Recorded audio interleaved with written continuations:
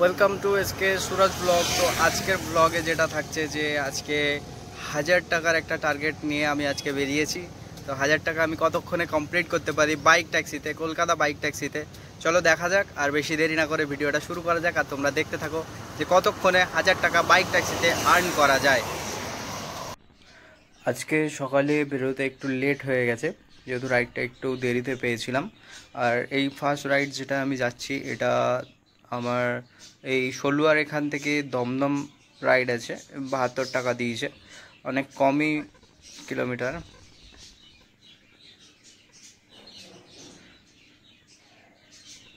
আর সকাল সকাল আমি কাস্টমারকেও পিক আপ করি, আর এখান থেকে আমি সোজা দমদম চলে যাব আমাদের হলদিরামের ওই রোডটা হয়ে, চিনার পার্ক হয়ে। কারণ এখান থেকে আগে কৈখালি দিয়ে শর্টে যাওয়া যেত, কিন্তু ব্যাপারটা হলো যে কৈখালির ওই রাস্তাটা এখন শর্টে যেটা কাট নেওয়া যেত ওটা এখন বন্ধ করে দিয়েছে, কারণ ওখান থেকে আবার একটা লেন করে দিয়েছে গাড়ির। আমাদেরকে ঘুরে যেতে হবে হলদিরামের ব্রিজটা ধরে। আর এখান থেকে যাওয়া মানে মানে অনেকটাই রাস্তা খারাপ। আর তোমরা সবাই যারা বাইক ট্যাক্সি করো তারা অবশ্যই জানবে যে কৈখালির এই সাইডটায় কেমন রাস্তা খারাপ আর কেমনভাবে চলে গাড়িগুলো। আর এত খারাপের মধ্যে দিয়ে যাওয়া মানে বুঝতেই পারছো কতটা মানে বেদনাদায়ক নিজের পক্ষে, কারণ বাইকের শকার খারাপ হয়ে যায় না এরকম জায়গা দিয়ে যেতে গেলে। তো আমি এখান থেকে ওনাকে নিয়ে যাব 1 নম্বর ফার্স্ট রাইড এটা। আর ফার্স্ট রাইড আমি চলে এসেছি ড্রপ লোকেশন, এখানে মন্দির মসজিদ গলি যেটা আছে এখানটায় ওনাকে আমি ড্রপ করব।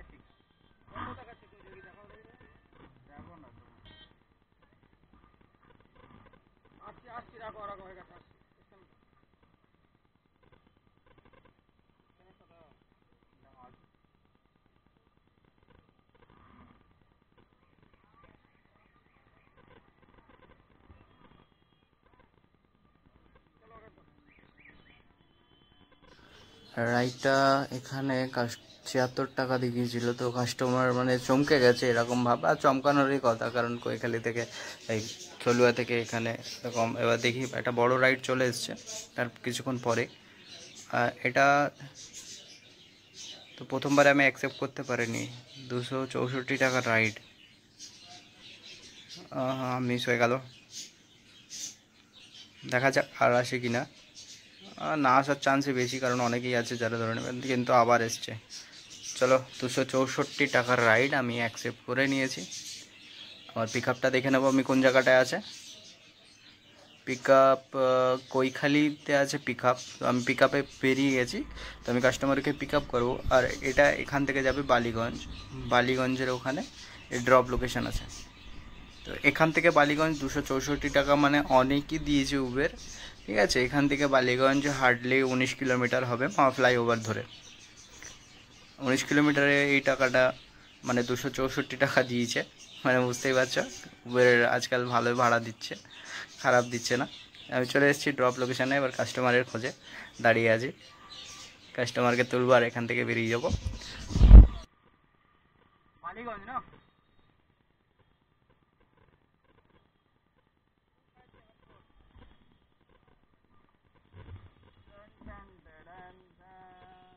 বসুন।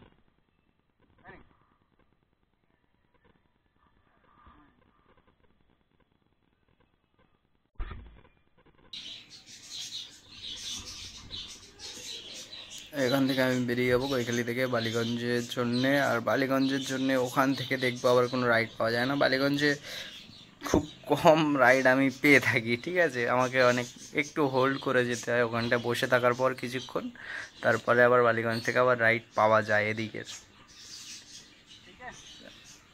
বালিগঞ্জে তো আমি এখান থেকে আমি মা ফ্লাইওভার ধরেই বালিগঞ্জ চলে যাবো, 7 পয়েন্টে নামবো, 7 পয়েন্ট থেকে বাঁদিক মেরে দেবো সোজা, কিছুটা গিয়েই হয়ে যাবে। অনেকেই আছে যারা এই মানে এখান থেকে কলকাতা রাস্তা ধরে চলে যায়, কিন্তু ওখান থেকে আমার জ্যামটা বেশি লাগে, ওই জন্য আমি মা ফ্লাইওভার ধরে বেরিয়ে যাবো। তো আমার ফার্স্ট ভাড়া আমার 264-এর কমপ্লিট হয়ে গেছে। তো আমি নেক্সট ভাড়ার জন্য ওয়েট করছি। আবার নেক্সট ভাড়া এখান থেকেই আছে। আমি কাস্টমারের পিক আপ লোকেশানে চলে এসেছি। তো এখান থেকে কাস্টমারকে আমি পিক আপ করবো মুকুন্দপুরের ওই সাইডে ভাড়াটা আছে। এখান থেকে মুকুন্দপুর 100 টাকা সামথিং কিছু আছে। আমি কাস্টমারের পিক আপ লোকেশানে অ্যারাইভ হয়ে গেছি, কিন্তু কাস্টমারের কোনো দেখা পাচ্ছি না আপাতত। তো একটু ওয়েট করার পর কাস্টমারকে আসতে দেখি, আর সাথে সাথে হেলমেটটাও রেডি করে নিই, কারণ আমাকে এখানে তাড়াতাড়ি করতে হবে, বেলা হয়ে গেলে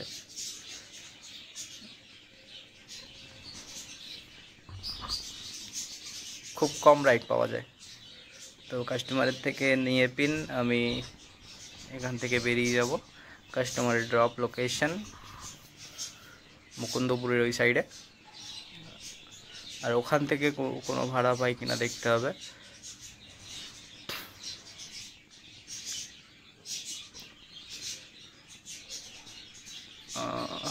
এখান থেকে কাস্টমারকে বলে কাস্টমার আমাকে শর্ট রাস্তা দেখাবে বললো, যে ভিতর থেকে আমরা বেরিয়ে যাব, এখান থেকে কোনো অসুবিধা হবে না। আমি বললাম ঠিক আছে, অসুবিধা নেই।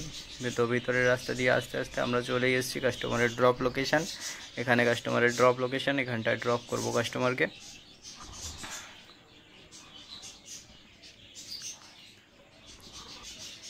এরপরে আমার নেক্সট রাইড দেখে নিই একবার কাস্টমারের কত হয়েছে। 90 টাকা সামথিং ছিল,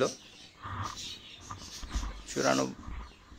তো 10 টাকা কাস্টমারকে খুচরো আমাকে দিতে হবে। তো খুচরো সবসময় রাখা সম্ভব হয় না কাছে, আর কিন্তু আমার কাছে ছিল লাকিলি কাস্টমার।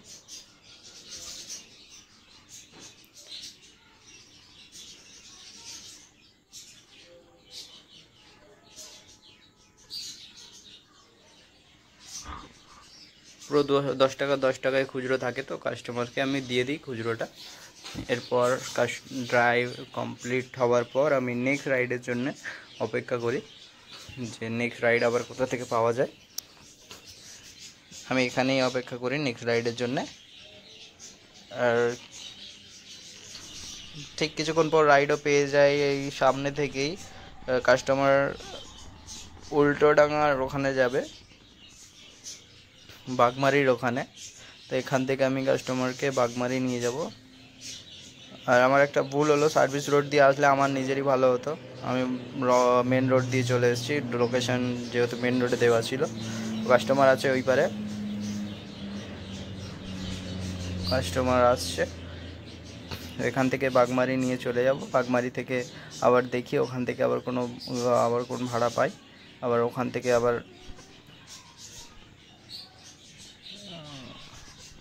তো একটু ওয়েটফুল কাস্টমার আছে।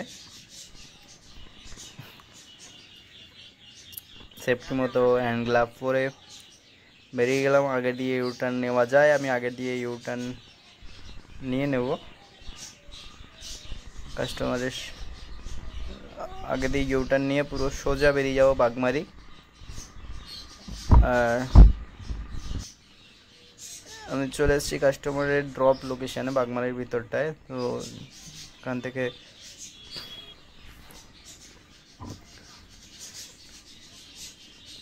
কাস্টমারের ড্রপ লোকেশন আর কিছুটাই দূরে বাকি আছে, কিছুটাই জাস্ট, আর কিছুটাই।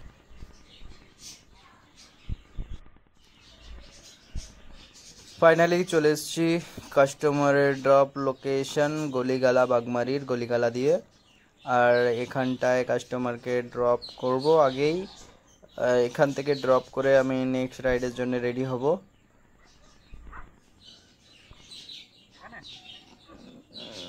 এই জায়গাটায় কাস্টমারের ড্রপ লোকেশন।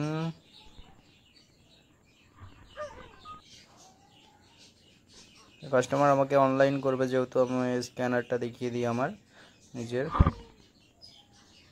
আর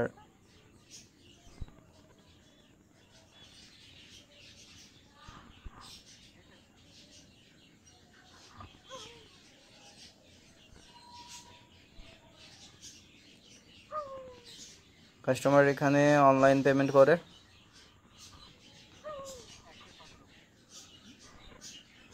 তো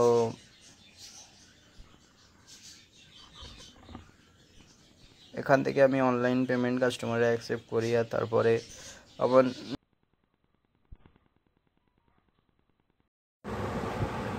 একটা পর্যন্ত যেটা আর্নিং হয়েছে, দুপুর 1টা পর্যন্ত, সেটা 522 টাকা আর্ন হয়েছে দুপুর 1টা পর্যন্ত। আর এখনও আমার 1000 টাকা করতে এখনও টাইম বাকি আছে। তো চলো দেখি আরও কতক্ষণ লাগে 1000 টাকাটা কমপ্লিট করতে। আবার নেমে পড়ি বাইক ট্যাক্সিতে। ও নেক্সট রাইড আমি এখান থেকে পেয়ে যাই, কিছুটা দূর থেকে। এখান থেকে যাবে কাশীপুর যাবে, গানসেল ফ্যাক্টরির ওই সাইডটা কাশীপুরের।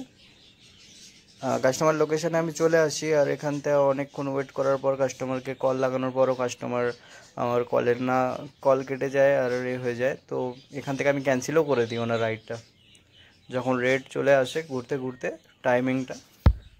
এখানে আমার মোটামুটি টাইম ওয়েস্ট হয়, আর আমি রাইডটা ক্যান্সেল করতে বাধ্য হই কাস্টমারের। এখান থেকে আমি রাইডটা ক্যান্সেল করে দিই, তো ক্যান্সেলেশন চার্জ আমি দিয়ে দেয় উবের। আর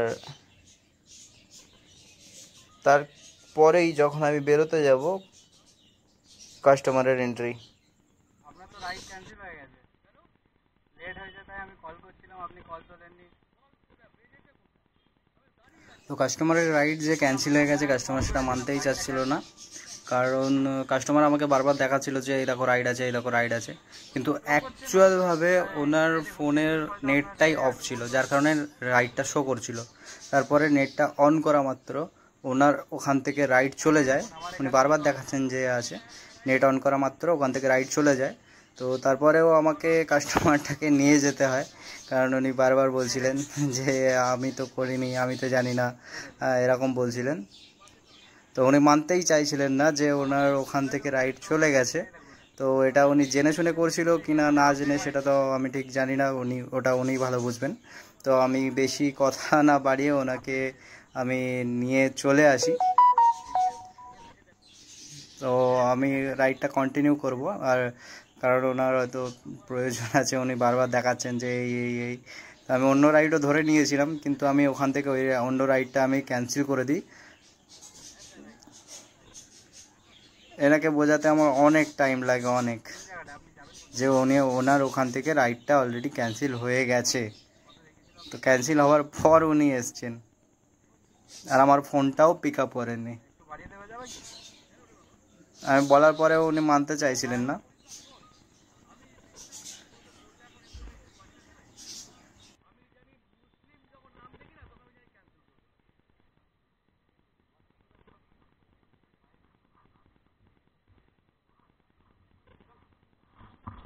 রাস্তাটা বলবেন নাকি?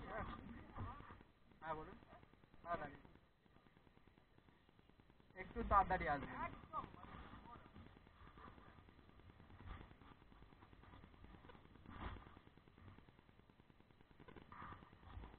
কাস্টমার আবার কিছু ভুলে গেছে, যার জন্য আমাকে ওয়েট করায়, এখান থেকে 2 মিনিট ওয়েট করিয়ে দেয় কাস্টমার। তো আমি এই ভাড়াটা অফলাইনে নিয়ে যাই, তো চলে এসছে। এনাকে অনেক অনেক বোঝানোর পর ইনি বোঝেন যে এনার রাইডটা ক্যান্সেল হয়ে গেছে, কারণ ইনি মানতেই চাইছিলেন না যে ওনার রাইড ক্যান্সেল হয়েছে। আর ওনার যে ফোনে আমাকে রাইড শো করা ছিল, ওটা উনি নেট অফ ছিল। তো নেট অফ থাকলে তো রাইড শো করবেই, আর নেট অন করায় রাইডটা চলে যায়। তো উনি মানছিল না। তো আমি এই ভাড়াটা আমি ওনাকে নিয়ে যাই, কিন্তু অফলাইনে নিয়ে যাই। আর যেটা দেখিয়েছিল যে 50 টাকা না 55 টাকা দেখিয়েছিল, তো আমি ওটা ওনাকে 70 টাকা বলি। তো উনি 60 টাকায় রাজি হন, তো 60 টাকায় আমাকে নিয়ে যান। আমি ওনাকে 60 টাকায় এখান থেকে নিয়ে যাই, আর ওনার ড্রপ লোকেশানে।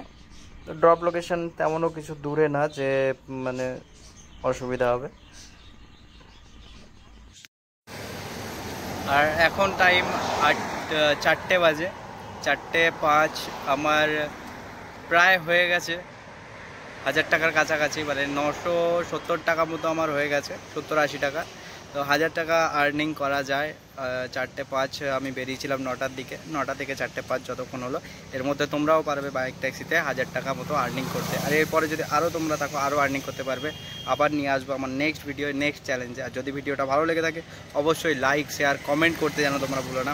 চলো দেখা হবে আবার নেক্সট ভিডিওয়ে।